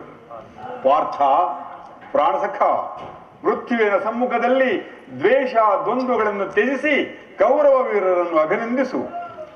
ಈ ಚಿರನೂತನವಾದ ಸುಂದರ ಜಗತ್ತನ್ನು ಒಂದು ಸಾರಿ, ಕಡೇ ಸಾರಿ ದೃಷ್ಟಿಸಿ ನೋಡು. ನನ್ನೀ ಪ್ರಸಾರಿಸಿದ ಹಸ್ತವು ದೀಪ್ತಿಮಯವಾದ ದೂರದ ದೀಪದಂತೆ ನಿನ್ನ ಭವಿಷ್ಯದ ಹಾದಿಯನ್ನು ಬೆಳಗಲಿ. ಇದೇನು ಇದೇನು ಇದೇನು ಇದೇನು ನೋಡುವೆ ಏಕೆ ಅರ್ಜುನ? ಬಾಣಗಳನ್ನು ಹೂಡು. ಸೈಂಧವನ ವಧೆಯ ಹೊರತು ಈ ದಿನ ಸೂರ್ಯನು ಮುಳುಗುವುದಿಲ್ಲ. ಸರ್ವನಾಶ ಸರ್ವನಾಶ. ಆದರೆ ಎಚ್ಚರಿವರಲ್ಲಿ ಪಾರ್ಥ, ಸೈಂಧವನ ಚಿನ್ನಮಸ್ತಕವು ಭೂಮಿಯಲ್ಲಿ ಉರುಳಲಾಗದು. ಸಂಯಂತ ಪಂಚಕ ತೀರ್ಥದಲ್ಲಿ ಅವನ ತಂದೆಯಾದ ರುದ್ಧ ಕ್ಷತ್ರನು ಸಂಧ್ಯೋಪಾಸನೆಯಲ್ಲಿ ಕುಳಿತಿರುವನು. ಸೈಂಧವನ ಮಸ್ತಕವನ್ನು ಅವನ ಉಳಿಯಲ್ಲಿ ಬೀಳುವಂತೆ ಹೊಡೆ, ಇಲ್ಲವಾದರೆ ನೀನು ಹತನಾಗು. ಹೊಡೆ, ಬಾಣಗಳನ್ನು ಹೊಡೆ.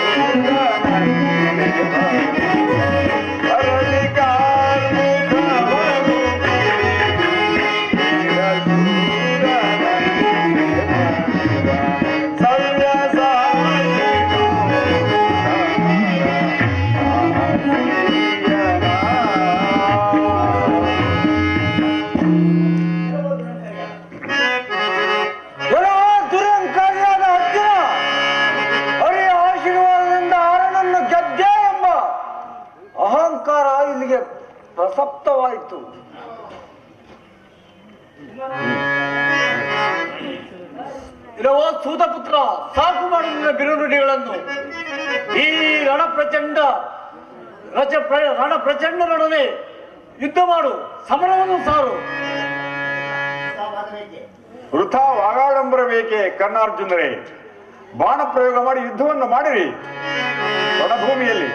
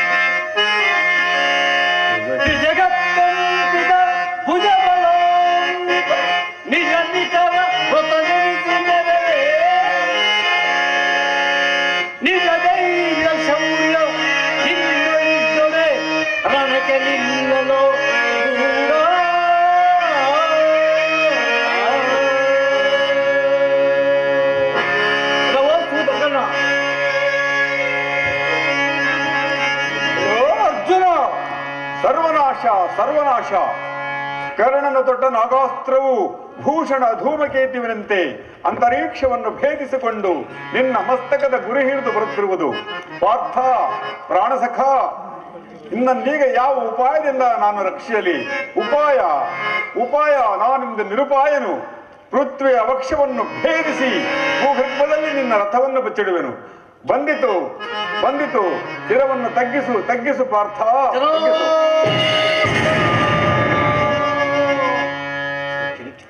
ಭಯಗ್ರಸ್ತನಾಗಬೇಡ ಪಾರ್ಥ. ಭಯವಲ್ಲ ವಾಸುದೇವ. ಇಂದ್ರನ ವಜ್ರವು, ಕುಬೇರನ ಕುಳಿತವು, ವರುಣನ ಪಾಶವು ಯಾರ ಕಿರೀಟವನ್ನು ಸ್ಪರ್ಶಿಸಲು ಸಾಧ್ಯವಿಲ್ಲವೋ ಆ ನನ್ನ ಕಿರೀಟ ಇಂದು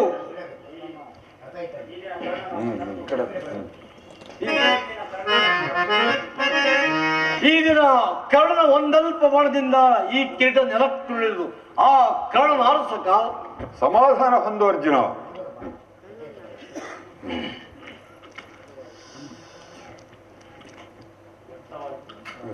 ವ್ಯರ್ಥವಾಯ್ತು. ರಥದ ಚಕ್ರವು ಭೂಮಿಗಿಳಿಯುತ್ತಿರುವುದು ಆಶ್ಚರ್ಯ. ಒಂದಲ್ಪ ರಥದ ಗಾಲಿಯನ್ನು ಎತ್ತಿ ಹಿಡಿಯುವ ಶಕ್ತಿಯೂ ನನಗಿಲ್ಲವಲ್ಲ. ಅಯ್ಯೋ ವಸುಂಧರೆ, ಮಾತೆ, ಕರ್ಣನ ಬಾಹುಗಳ ಸಹಾಯದಿಂದ ಈ ಉದ್ಧಾರವಾಗುವನೆಂದು ಈ ರಥದ ಚಕ್ರವನ್ನು ಗರ್ಭದಲ್ಲಿ ಧರಿಸಿಕೊಂಡಿರುವೆಯಾ? ಇಂದು ನಿನ್ನಲ್ಲಿಯೂ ಇಷ್ಟೊಂದು ಸ್ವಾರ್ಥವೇ, ಇಷ್ಟೊಂದು ಹಿಂಸೆ? ಬಿಡು ತಾಯಿ, ಬಿಡು. ನನ್ನ ರಥದ ಗಾಲಿಯನ್ನು ಬಿಡು. ಕರ್ಣನ ಕಣ್ಣುಗಳಿಂದು ಅಶ್ರಜಾಲವು ಸುರಿಯುತ್ತಿರುವುದು. ಬಿಡು ತಾಯಿ, ಬಿಡು. ಕ್ರೀತಾದಾಸನಂತೆ ನಿನ್ನ ಸೇವನೆ ಮಾಡುವನಮ್ಮ.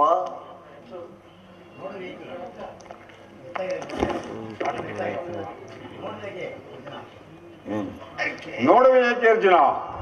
ಬಾಣಗಳನ್ನು ಹೂಡು, ಕರ್ಣನನ್ನು ವಧಿಸು, ನಿನ್ನ ರಥವನ್ನು ನಾನು ಉದ್ಧರಿಸುವೆನು. ಇದೆಂತ ಭೀಷಣ ದೃಶ್ಯ! ಜೀವನ ಮರಣಗಳ ಅಪೂರ್ವ ಸಂಧಿ ಇದು. ಉದಯೋನ್ಮುಖ ಸೂರ್ಯನಂತೆ, ಅಸ್ತಂಗತ ಚಂದ್ರನಂತೆ ಭೂಗರ್ಭದಲ್ಲಿ ಧರಿಸಿಕೊಂಡಿರುವೆಯಾ?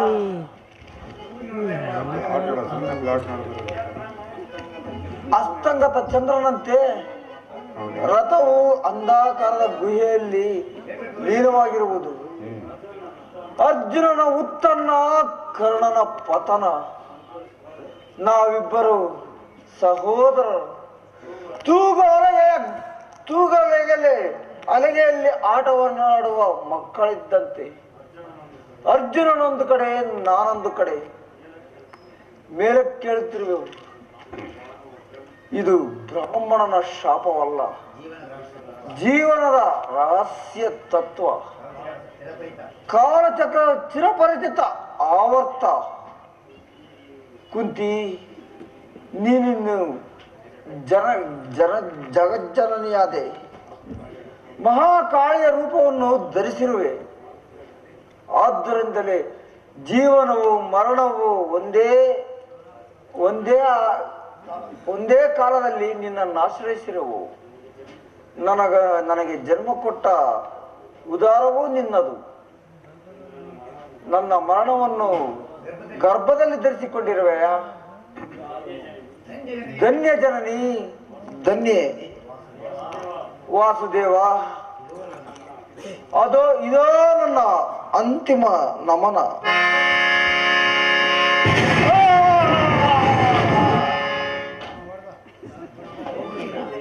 ಹೋಗು ವೀರ. ದಾನದಲ್ಲಿ ಮುಕ್ತಹಸ್ತನು, ಯುದ್ಧದಲ್ಲಿ ಅಪ್ರತಿಮನೂ ಆಗಿ ಆರ್ಯಾವರ್ತವನ್ನು ಬೆಳಗಿದೆ. ಸ್ನೇಹ ಪಾಶಕ್ಕೆ ಬದ್ಧನಾಗಿ ಬಂಧು ಬಾಂಧವರನ್ನು, ಪ್ರಾಣಗಳನ್ನು ತ್ಯಾಗ ಮಾಡಿದೆ. ಮುಕ್ತನು ನೀನು. ನಿನ್ನ ಆತ್ಮಕ್ಕೆ ಚಿರ ವಿಶ್ರಾಂತಿ ದೊರಕುವುದು. ಹೋಗು ಕರ್ಮವೀರ, ನನ್ನ ಪ್ರಿಯ ಬಂಧು ಕೌಂತೆಯ. ಕೃಷ್ಣ, ಏನು ಹೇಳಿದೆ? ಏನೂ ಇಲ್ಲ. ಈ ಮೃತ್ಯುವೀರನಿಗೆ ಅಭಿವಾದನ ಮಾಡು ಅರ್ಜುನ. ಅಷ್ಟೇ.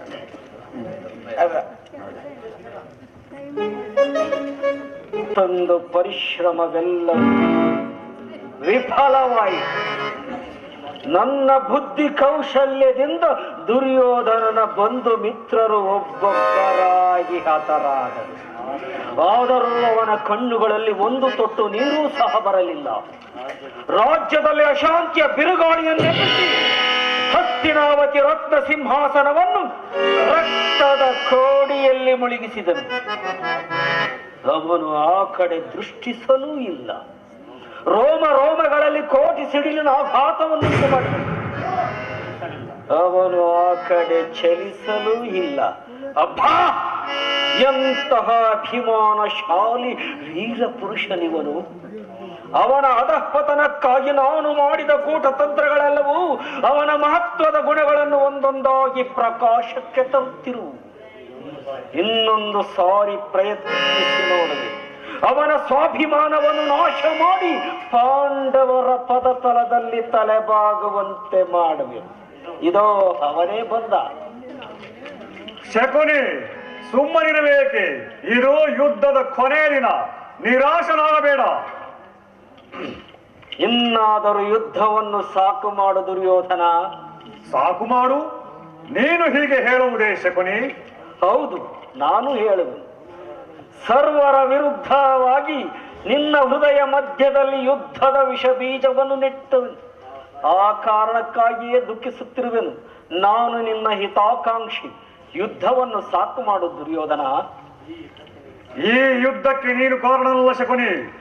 ರಾಜ್ಯವು ವೀರರ ಸಂಪತ್ತು. ಕುರುಪಾಂಡವರ ರಾಜ್ಯ ಲೋಭದಿಂದ ಈ ಯುದ್ಧವು ಪ್ರಾರಂಭವಾಯಿತು. ಸ್ವಯಂ ನಾನು ಅದನ್ನು ಪ್ರತಿಷ್ಠಾಪಿಸಿದೆನು. ನೀನಿಲ್ಲದಿದ್ದ ಪಕ್ಷದಲ್ಲಿ ಅರಗಿನ ಮನೆಯ ಪ್ರಕರಣವು ನಿಲ್ಲಿಸಬಹುದಾಗಿತ್ತು. ಕಪಟ ದ್ಯೂತಕ್ಕೆ ಎಡೆ ಇರಲಿಲ್ಲ. ರಾಜಸಭೆಯಲ್ಲಿ ಪಾಂಚಾಲಿಯ ಅಪಮಾನವೂ ಆಗುತ್ತಿರಲಿಲ್ಲ. ಆದರೆ ಯುದ್ಧವು ಮಾತ್ರ ಖಂಡಿತವಾಗಿಯೂ ನಡೆಯಿತು. ಯುದ್ಧವನ್ನು ನಿಲ್ಲಿಸು ಸುಯೋಧನ. ನಿನ್ನ ಕೈ ಹಿಡಿದು ಬೇಡವೆನು. ನಾನು ನಿನ್ನ ಹಿತೈಷಿ.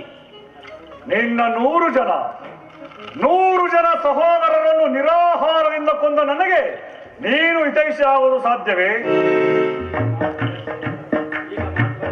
ಈಗ ಮಾತುಗಳೇಕೆ ಸುಯೋಧನ?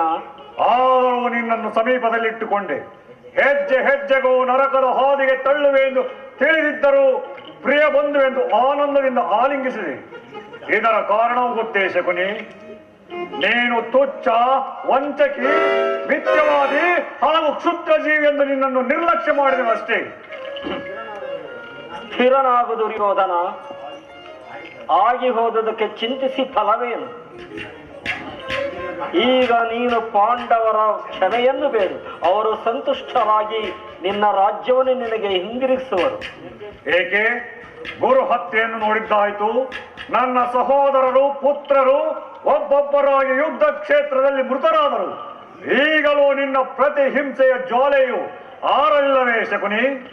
ಈಗ ಮತ್ತಾವ ಹೊಸ ತಂತ್ರವನ್ನು ಹೂಡಲಿರುವೆ.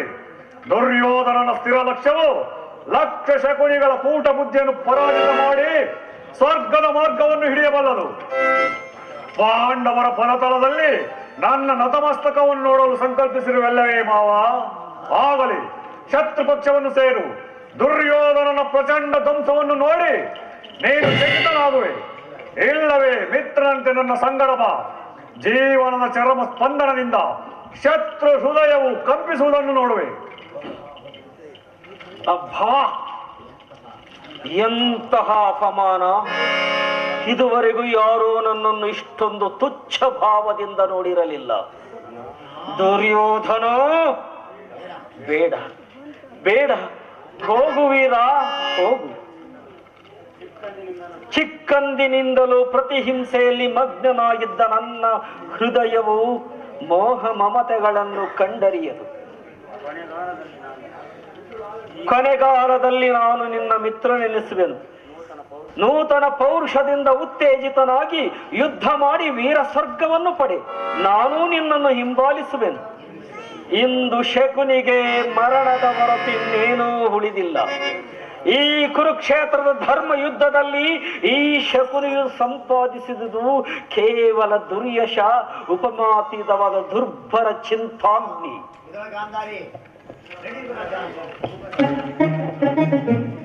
ವಿದುರ, ಬಹಳ ಆಯಾಸಗೊಂಡಿರುವೆ. ಕ್ಷಣಕಾಲ ಕುಳಿತು ವಿಶ್ರಮಿಸಿಕೊ. ನಾನು ಸ್ವಲ್ಪ ಸುತ್ತಾಡಿಕೊಂಡು ಬರುತ್ತೇನೆ. ನಾನು ಆಯಾಸಗೊಂಡಿಲ್ಲ ತಾಯಿ. ಕಾಣುತ್ತಿಲ್ಲವೇ? ಈ ಕದನದ ವಿರಾಟ್ ಆಂದೋಲನದಿಂದ ಭೂಮಿಯು ಆಯಾಸಗೊಂಡಿರುವುದು, ಪ್ರಕೃತಿಯು ಶಾಂತಳಾಗಿರುವುದು. ಇದು ಕುರುಕ್ಷೇತ್ರದ ಅಂತ್ಯ. ಮುಂದೆ ಇನ್ನೆಲ್ಲಿ ಹೋಗುವುದು ಮಹಾರಾಣಿ? ಇದು ಬರೀ ಕುರುಕ್ಷೇತ್ರದ ಅಂತ್ಯವಲ್ಲ, ಕುರುಕ್ಷೇತ್ರದ ಅಂತ್ಯವಲ್ಲ ವಿದುರ. ಪ್ರಪಂಚದ ಪ್ರಳಯ, ಬ್ರಹ್ಮಾಂಡದ ಪ್ರಳಯ. ಅಂದರೆ ನಾವು ಸೃಷ್ಟಿಯ ಕೊನೆಯ ಮುಹೂರ್ತದಲ್ಲಿರುವೆವು. ಹಾಗಾದರೆ ನನ್ನ ಕುಮಾರ ದುರ್ಯೋಧನನಲ್ಲಿ ದುರ್ಯೋಧನ ದುರ್ಯೋಧನ ಇಲ್ಲಿ ಎಲ್ಲೆಡೆಗೆ ಕುಳಿತುಕೊಂಡಿರುವೆ. ಒಂದು ವೇಳೆ ಯುದ್ಧದಲ್ಲಿ ಸತ್ತು ಹೋದೆಯ? ಹಾಗಾದರೆ ಇಲ್ಲೇ ಎಲ್ಲಿ ಅವರು ಶವ ಬಿದ್ದಿರಬೇಕು. ವಿದುರ, ಹುಡುಕು ನನ್ನ ಕುಮಾರ ಶವವನ್ನು ಹುಡುಕು ವಿದುರ.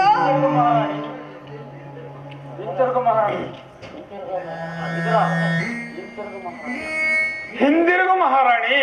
ಅಬ್ಬಾ, ನಿನ್ನದೆಂಥ ಗಂಡ ಹೃದಯ ವಿದುರ. ನಿನ್ನ ಹೃದಯದಲ್ಲಿ ಸ್ವಲ್ಪವೂ ಲವೇಶವಾದರೂ ದಯೆ ಇಲ್ಲವೇ? ಓಹೋ, ದುರ್ಯೋಧನನಿಂದ ನಿನಗಾದ ಅಪಮಾನವನ್ನು ನೀನಿನ್ನೂ ಮರೆತಿಲ್ಲವೆಂದು ತೋರುತ್ತಿರುವುದು. ಸತ್ತವನ ಮೇಲೆ ಕೈಯ ಇಷ್ಟೊಂದು ಕೋಪ. ವಿದುರ, ನನ್ನದೊಂದೇ ಆಸೆ. ಕೊನೆಯದಾಗಿ ನನ್ನ ಕುಮಾರನನ್ನು ನೋಡಬೇಕೆನ್ನುವ ಆಸೆ. ಒಂದು ವೇಳೆ ಯುದ್ಧದಲ್ಲಿ ಗಾಯಗೊಂಡು ಬಿದ್ದಿದ್ದರೆ ಮರಣೋಮುಖನಾಗಿರುವ ನನ್ನ ಕುಮಾರನ ಒಳಗಂಡಲಿಗೆ ಒಂದು ಒಳಲ ನೀರನ್ನು ಕುಡಿಸಬೇಕೆನ್ನುವ ಆಸೆ. ಅಥವಾ ಸತ್ತು ಹೋಗಿದ್ದರೆ ಅವನ ಕಣ್ಣುಗಳನ್ನು ಮುಟ್ಟಿ ಸುತ್ತೈಸಬೇಕೆನ್ನುವ ಆಸೆ. ಆದರೆ ಇದನ್ನು ನಿನಗೆ ಸಹಿಸಲು ಸಾಧ್ಯವಿಲ್ಲವೇ? ನಿಮಿಷಕ್ಕೂ ಹೆಜ್ಜೆಗೂ ಇಲ್ಲದ ಆತಂಕವನ್ನು ತಂದೊಡ್ಡುತ್ತಿರುವೆ. ಹಿಂದಿರುಗಿ ಹೋಗೋಣವೇ ಎಂದು ಹೇಳುತ್ತಿರುವೆ. ವಿದುರ, ನಿನಗೆ ನನ್ನ ಜೊತೆ ಬರಲು ಇಷ್ಟವಿಲ್ಲದಿದ್ದರೆ ಹೊರಟು ಹೋಗು. ಏಕೆಂದರೆ ನನ್ನ 100 ಜನ ಮಕ್ಕಳು ಸತ್ತು ಹೋದರು ವಿದುರ. ಸತ್ತು ಹೋದರು. ಅವರ ಜೊತೆ ನೀನು ಸಹ ಹೋದೆ ಎಂದು ಭಾವಿಸುತ್ತೇನೆ.